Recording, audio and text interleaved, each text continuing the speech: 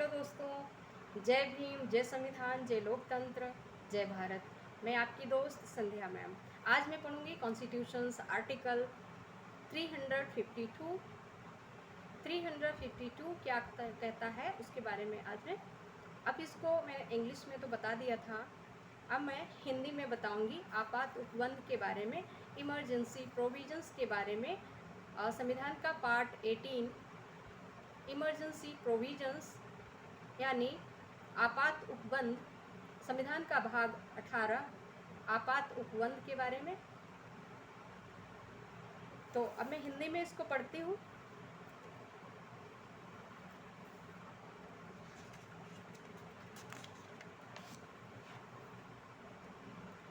तीन सौ 52 आपात उपबंध की उद्घोषणा के बारे में बात करता है। आपात की उद्घोषणा होती है 352 अनुच्छेद के तहत। संविधान के अनुच्छेद 352 के तहत आपात की उद्घोषणा होती है। कब? जब देश में क्या होता है, कोई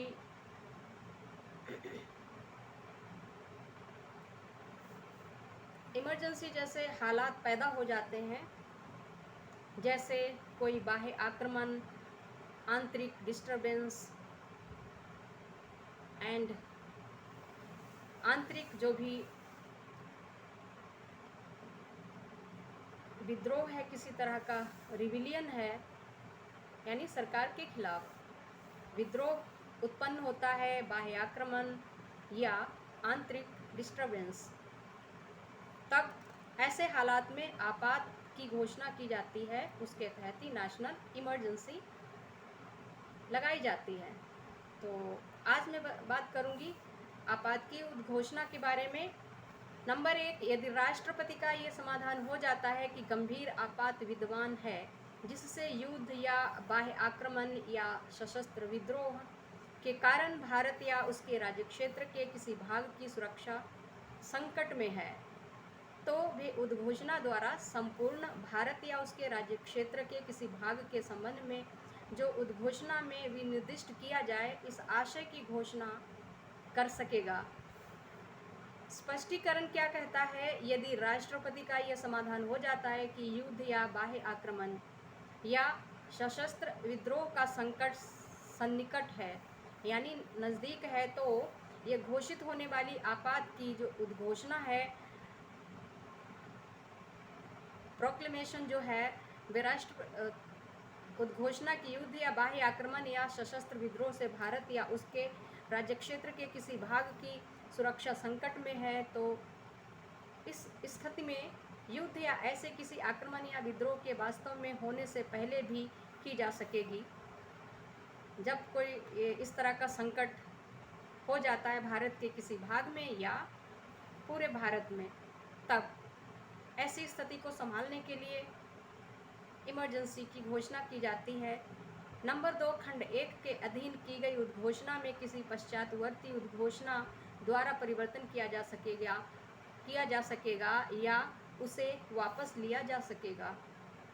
नंबर 3, राष्ट्रपति खंड 1 के अधीन उद्घोषणा या ऐसी उद्घोषणा में परिवर्तन करने वाली उद्घोषणा तब तक नहीं करेगा जब तक संघ के मंत्रिमंडल का, अर्थात उस परिषद का जो अनुच्छेद 75 के अधीन प्रधानमंत्री और मंत्रिमंडल स्तर के अन्य मंत्रियों से मिलकर बनती है, यह विनिश्चय की ऐसी घोषणा की जाए, उसे लिखित रूप में संसूचित नहीं किया जाता है। नंबर 4, इस अनुच्छेद के अधीन की गई प्रत्येक उद्घोषणा संसद के प्रत्येक सदन के समक्ष रखी जाएगी। अब क्या होगा कि इस अनुच्छेद के अधीन की गई प्रत्येक उद्घोषणा जो संसद के प्रत्येक सदन हैं, राज्यसभा और लोकसभा, उनके समक्ष रखी जाएगी, या वे पूर्ववर्ती उद्घोषणा को वापस लेने वाली उद्घोषणा नहीं है। वहाँ वे 1 माह की समाप्ति पर, यदि उस अवधि की समाप्ति से पहले संसद के दोनों सदनों के संकल्पों द्वारा उसका अनुमोदन नहीं कर दिया जाता है, तो परिवर्तन में नहीं रहेगी।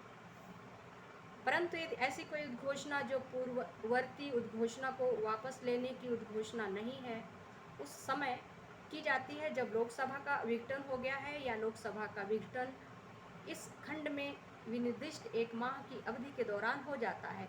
यदि उद्घोषणा का अनुमोदन करने वाला संकल्प राज्यसभा द्वारा पारित कर दिया गया है, किंतु ऐसी उद्घोषणा के संबंध में कोई संकल्प लोकसभा द्वारा उस अवधि की समाप्ति से पहले पारित नहीं किया गया है, तो उद्घोषणा उस तारीख से जिसको लोकसभा अपने पूर्व पुनर्संगठन के पश्चात प्रथम बार बैठती है, 30 दिन की समाप्ति पर प्रवर्तन में नहीं रहेगी। यदि उक्त 30 दिन की अवधि की समाप्ति से पहले उद्घोषणा का अनुमोदन करने वाला संकल्प लोकसभा द्वारा भी पारित नहीं कर दिया जाता है।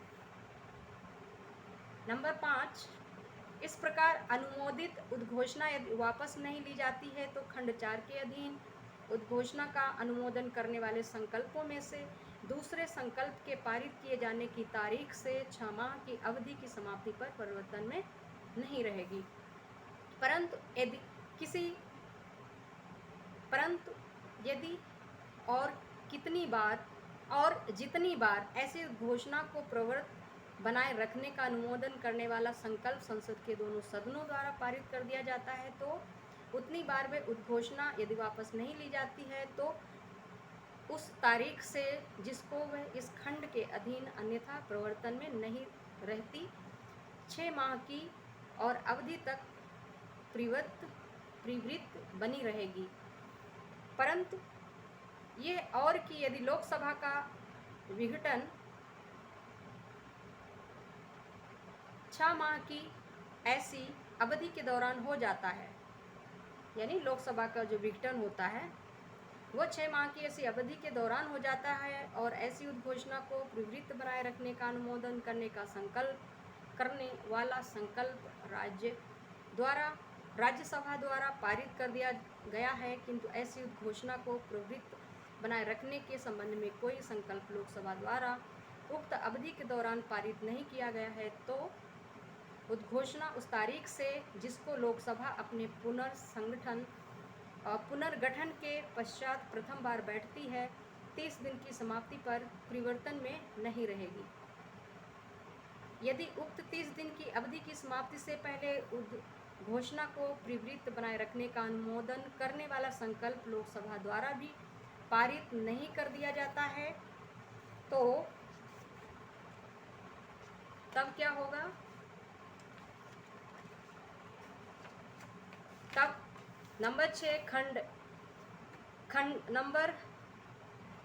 खंड 4 और खंड 5 के प्रयोजनों के लिए संकल्प संसद के किसी सदन द्वारा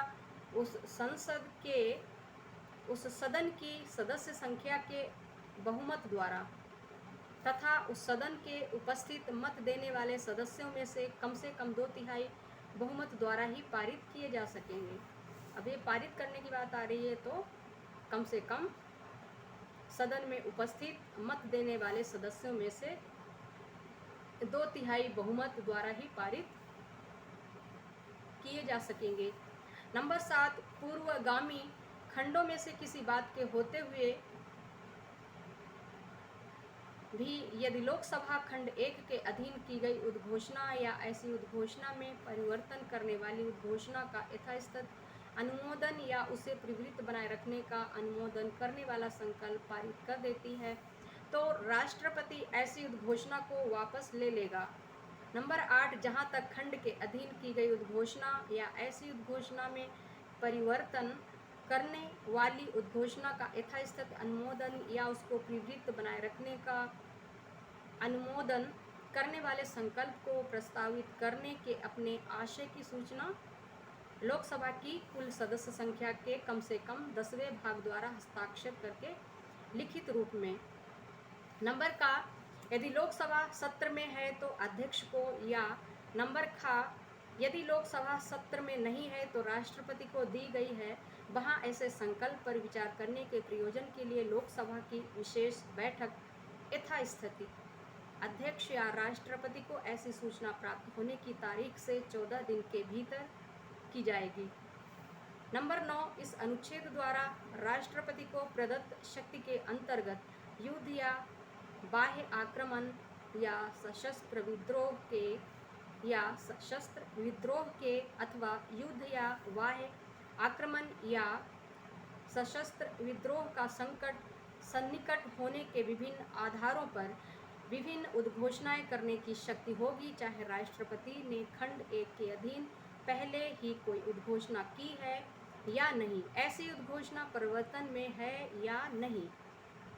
अब मैं पढ़ूंगी कल अनुच्छेद 353 आपात की उद्घोषणा का प्रभाव।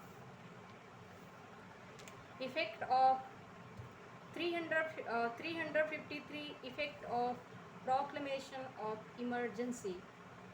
Effect of proclamation of emergency के बारे में। तो ठीक है दोस्तों, आज के लिए इतना ही। जय भीम, जय संविधान, जय लोकतंत्र, जय भारत। हाँ, मेरे चैनल को सब्सक्राइब करें, share, comment and like please. Thank you.